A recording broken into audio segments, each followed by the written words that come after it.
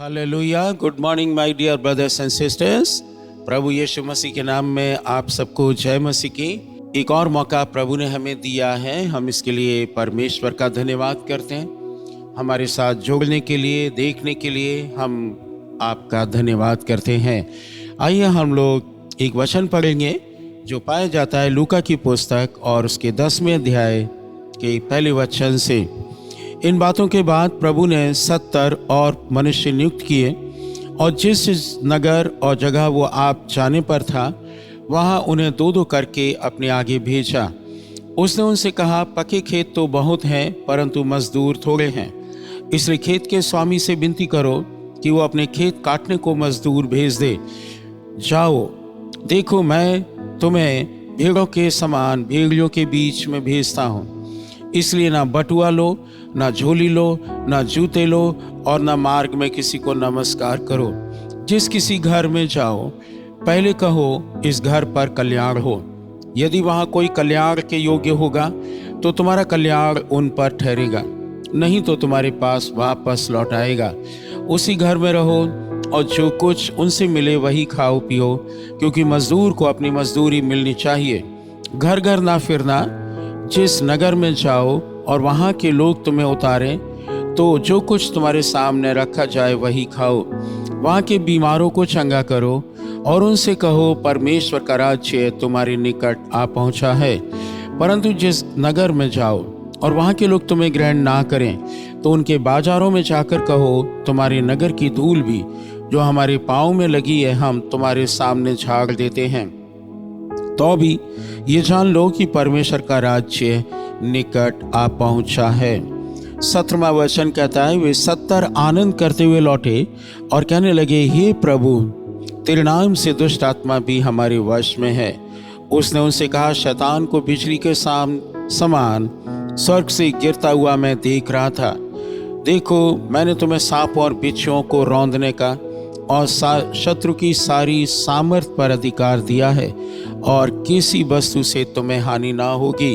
तो भी इससे आनंदित मत हो कि तुम्हारे वश में दुष्ट आत्माएं हैं, परंतु इससे आनंदित हो कि तुम्हारे नाम स्वर्ग में लिखे हैं।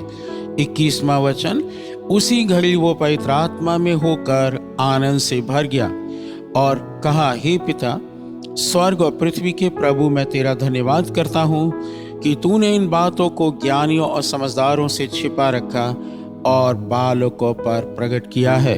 हाँ पिता, क्योंकि तुझे यही अच्छा लगा। हालेलुया। परमेश्वर अपने वचन पर आशीष दे हुए।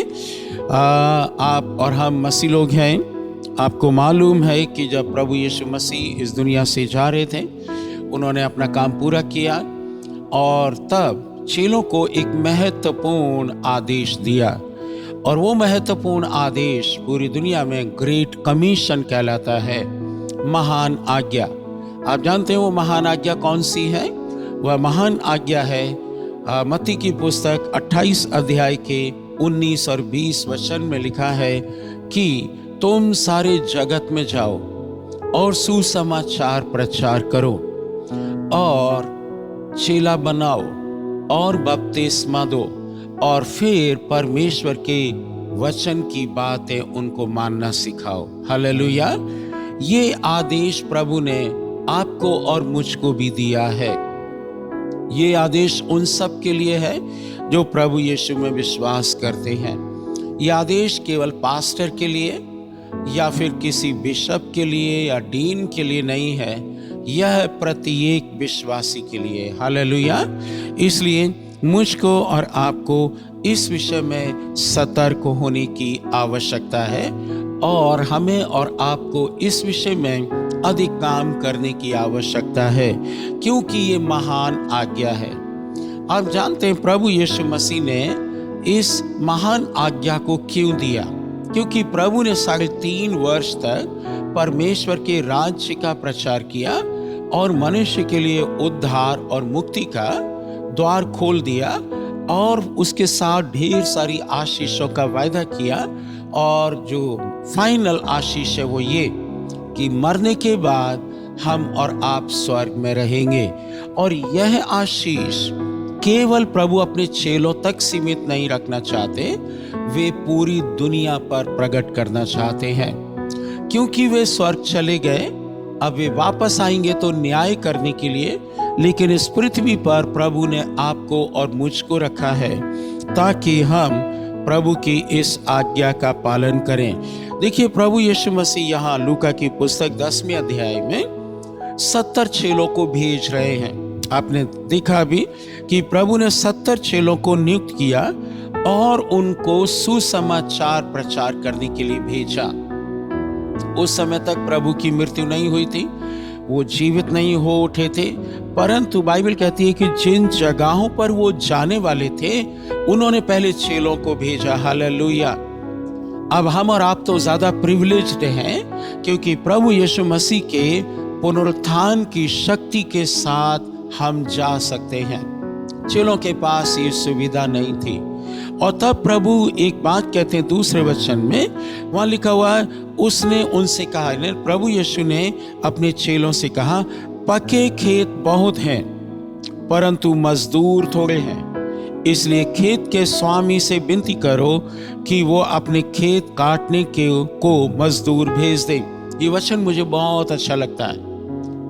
यहाँ लिखा हुआ है कि पके हुए खेत बहुत है। एक जगह एक अनुवाद कहता है, आंख उठाकर देखो कि खेत पक चुके हैं। ये खेत की बात केवल ये नहीं है गेहूं की फसल पक गई है, नो, ये मनुष्यों के विषय में प्रभु कह रहे हैं कि लोग प्रभु के वचन को सुनने के लिए तैयार हैं।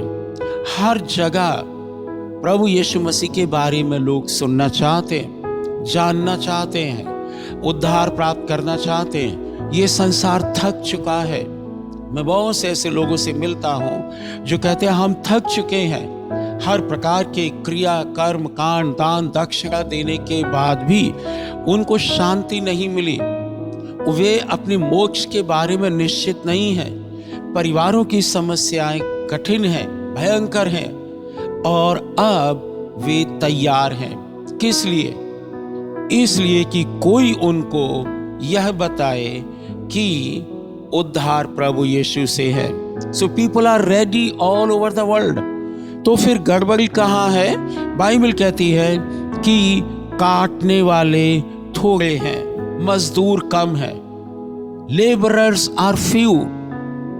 अब आप देखिए, इतनी बड़ी जनसंख्या है इस समय, ऐसा अंदाज लगाया जाता है कि 8 बिलियन लोग इस पृथ्वी पर रहते हैं। 8 बिलियन बहुत होते हैं। आप जहां रहते हैं वहां बहुत लोग हैं, और जबकि इतनी बड़ी फसल है, इतने बड़े लोग, इतने ज्यादा संख्या में हैं, तो बाइबल कहती है कि फिर मजदूर कम अभी भी हैं। ये उस समय भी थे, आज भी मजदूर कम है। अब जब हम मजदूर की बात करते हैं तो हम इतना जोड़ देते हैं कि विश्वास योग्य मजदूर कम है। वैसे तो बहुत देखे जाते हैं हर गली मोहल्ले में, परंतु परमेश्वर की इच्छा के अनुसार जो मजदूर हैं, लेबरर्स हैं, वे बहुत कम है। इसलिए आज मेरे और आपके लिए एक चुनौती है। यहाँ प्रभु कहते हैं कि खेत के स्वामी से विनती करो कि वह अपने खेत काटने को मजदूर भेजे। हम लोग अपनी कलीसियाओं में ये प्रार्थना करते हैं कि प्रभु मजदूरों को भेजे। प्रभु एक चर्च से 2 दूसरा बनाए, तीसरा बनाए, चौथा बनाए, फ्रूटफुल बन पाए। और ये तब कब होगा? जब हम मजदूर की तरह अपने खेत के मालिक से प्रार्थना करेंगे कि वह मालिक भेजे। आज मैं कई जगह देखता हूं, और आपका भी अनुभव होगा, कि बहुत से मजदूर परमेश्वर की ओर से नहीं भेजे गए हैं। आरंभिक कलीसिया जब हमने शुरू किया उत्तर प्रदेश से, और वहाँ बहुत से प्रचारकों को, प्रभु के लोगों को देखा, और आप ताज्जुब करेंगे कि जब उनसे बातचीत हुई कि वो कैसी सेवा करते हैं, हमारा उद्देश्य था कि उनको हम बताएं कि कैसे फ्रूटफुल सेवा कर सकते हैं, विशेषकर गांव की सेवा के विषय में है। तो मालूम उन्होंने सबसे पहले हमसे क्या कहा कि आप हमको सपोर्ट दिलवाइए, आप हमको पैसे दिलवाइए, तब हम प्रचार का काम करेंगे। और मैंने कहा प्रभु यीशु मसीह ने कभी किसी चेले को कोई सैलरी का वायदा नहीं किया, कोई हाउस रेंट का वायदा नहीं किया। प्रभु ने यहाँ पर कितने बढ़िया तरीके से लोगों को समझा दिया कि जब मजदूर काम करेगा तो किसी के कहने पर काम करेगा, कोई उसका मालिक है और वह मालिक उसकी ज़रूरतों को पूरा करेगा। आज मेरी और आपके सामने एक चुनौती ये है, खेत तो बहुत हैं, लोग सुनना चाहते हैं, प्रभु के पास आना चाहते हैं, लेकिन विश्वास योग्य मजदूर कम है। आपको और मुझको विश्वास योग्य बनना है।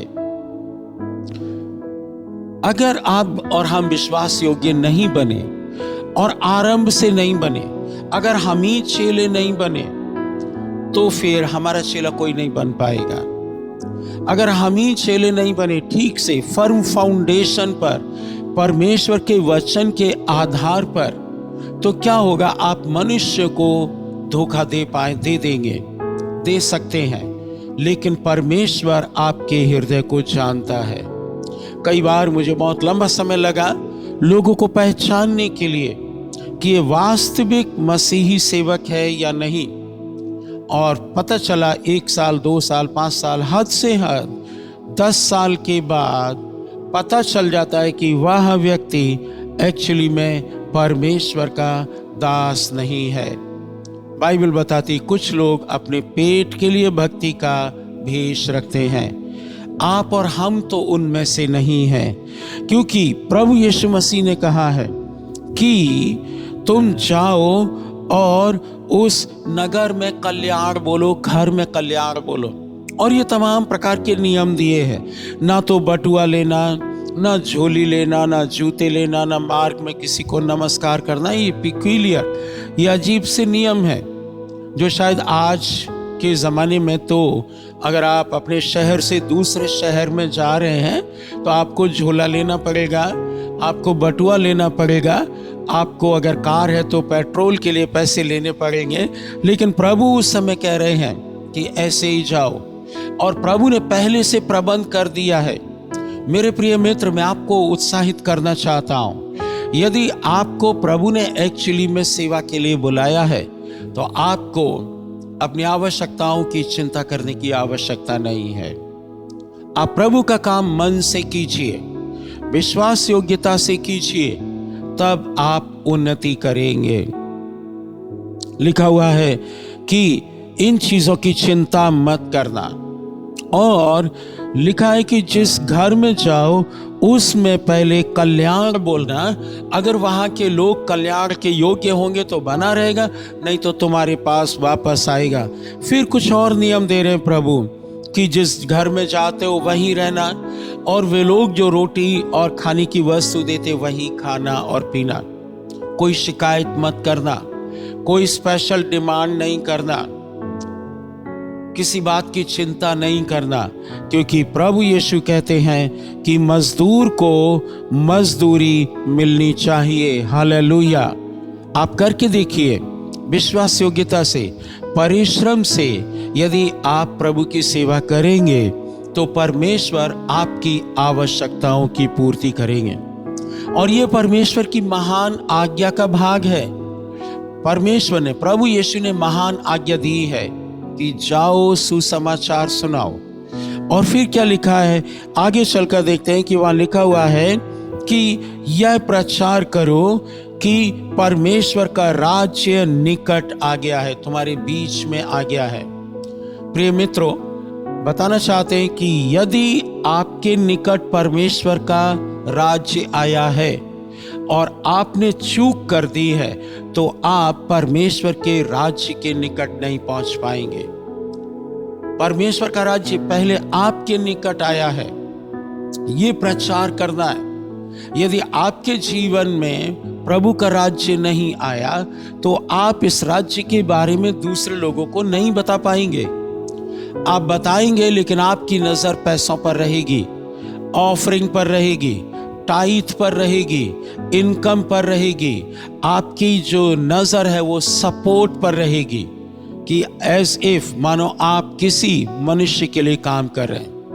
लेकिन बाइबल कहती है कि तुमको मजदूरी अवश्य मिलेगी। वहां के बीमारों को चंगा करो। हालेलुया। सुसमाचार प्रचार करने के लिए जब प्रभु यीशु मसीह ने भेजा, आप याद रखिए, प्रभु यीशु मसीह ने कभी भी खाली हाथ नहीं भेजा। प्रभु यीशु मसीह ने कहा, जाओ उनको चंगा करो, मृतकों को जिंदा करो, बीमारों को चंगा करो, दुष्ट आत्माओं को निकालो। यदि आप केवल सुसमाचार प्रचार करते हैं और ये कार्य नहीं करते तो फिर पवित्र आत्मा की उपस्थिति शायद शक वाली हो जाती है। आप माइंड से काम कर रहे हैं, हृदय से नहीं, पवित्र आत्मा की सामर्थ्य में नहीं कर रहे हैं। जब आप सुसमाचार सुनाते हैं तो साथ साथ चिन्ह चमत्कार भी होना चाहिए। बीमारियों से चंगाई एक विजिबल साइन है। किसी के पेट में दर्द है और आपने वहां सुसमाचार सुनाया, लोग कैसे विश्वास करेंगे कि जो आप कह रहे हैं वो सही है? उसको सिद्ध करने के लिए आपको वहां चिन्ह चमत्कार करने होंगे, पेट का दर्द ठीक करना होगा। तब वहां गवाही दी जाएगी कि मेरे पेट का दर्द प्रभु ने ठीक किया है। और बहुत से चमत्कार हैं जो आपको और मुझको करने चाहिए। बीमारों पर हाथ रखो और उनको चंगा करो। और फिर आगे लिखा है कि यदि लोग तुमको स्वीकार ना करें, जरूरी नहीं है कि हर जगह आपको पॉजिटिव आंसर मिले। आवश्यक नहीं है कि सब लोग आपकी बात सुन लेंगे। बहुत से लोग विरोध करेंगे, इन दिनों में तो ज्यादा ही है। लेकिन बाइबल क्या कहती है कि परमेश्वर का वचन रुकना नहीं चाहिए। चेलों ने कभी भी प्रभु का वचन नहीं रोका। एक जगह सताव आया, वे दूसरी जगह चले गए। दूसरी जगह सताव आया, वो अगले गांव में या नगर में चले गए। उन्होंने तरीके बदल दिए।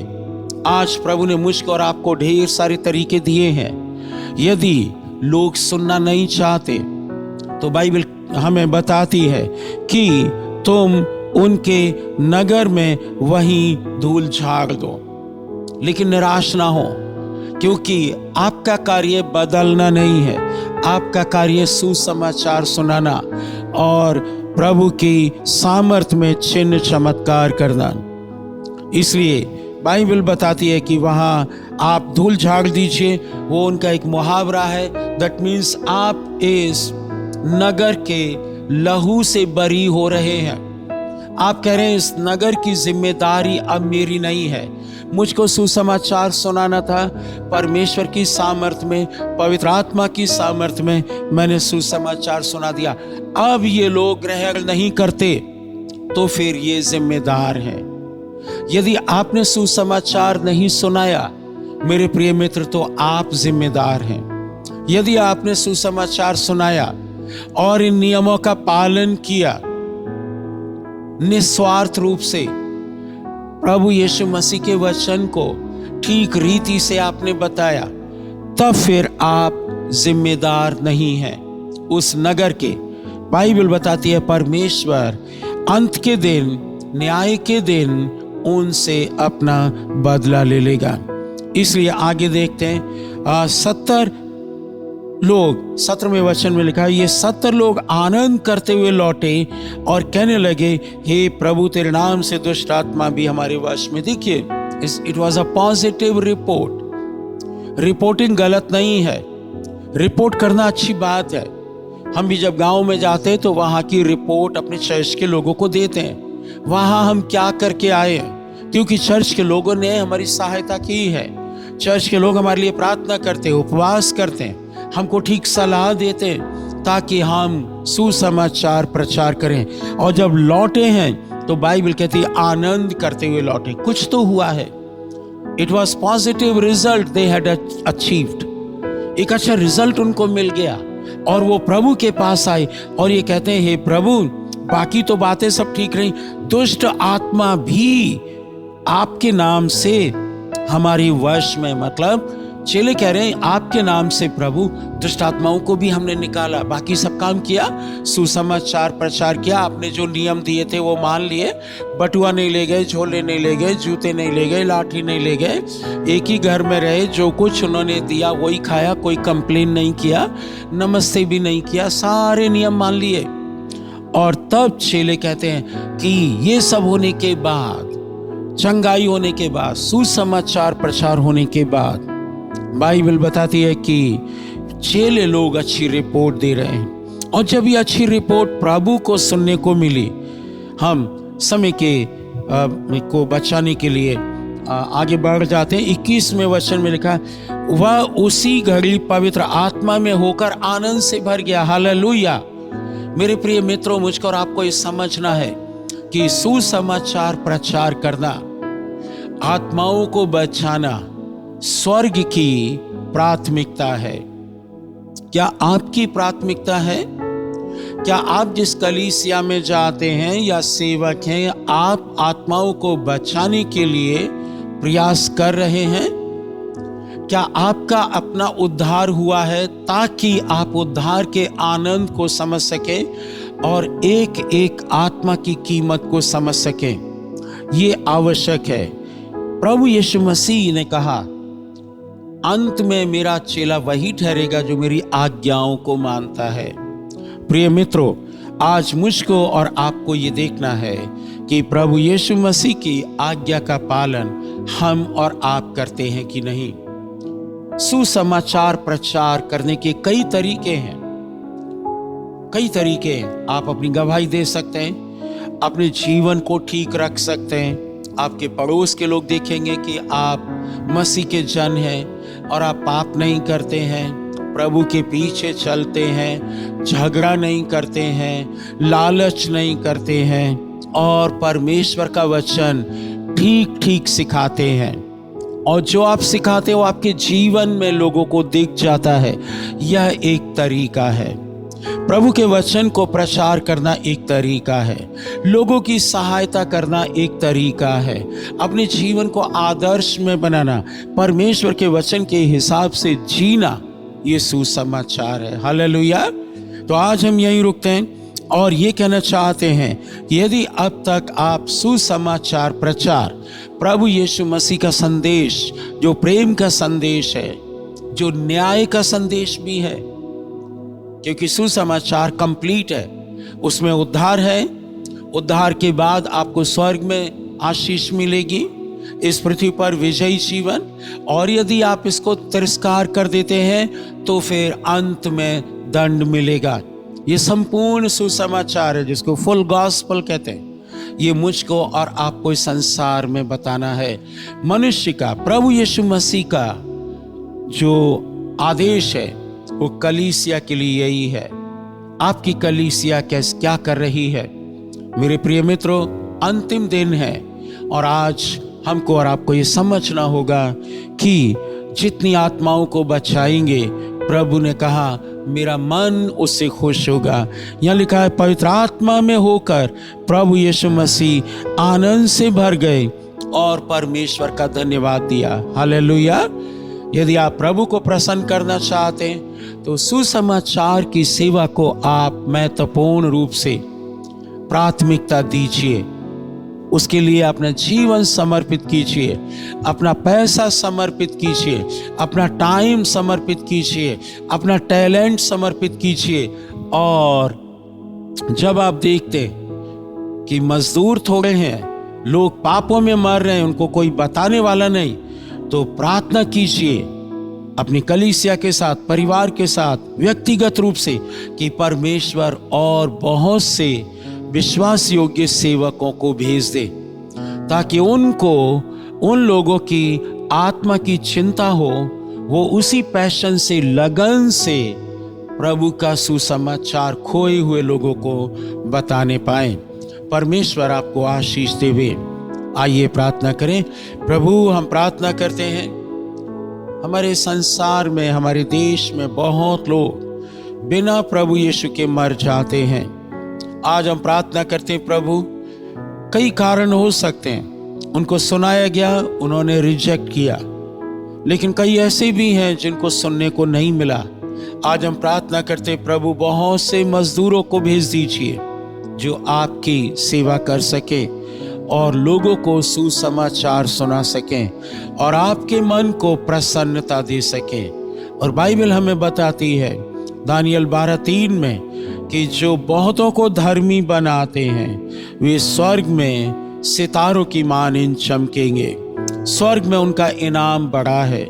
इसलिए प्रभु आज की कलीसिया को, हमारे प्रिय मित्रों को जो हमें देख रहे, और हमको और हमारी इस कलीसिया को प्रभु और अन्य कलीसियाओं को भी जागृत करें और उनको तरीके बताएं, अभिषेक दें प्रभु, ताकि पिता परमेश्वर आपकी आज्ञा का पालन करने पाएं और बहुत सफल लाएं। क्योंकि आपका वचन कहता है आपने हम लोगों को इसलिए स्थापित किया है ताकि हम बहुत सफल लाएं और वो फल बना रहे।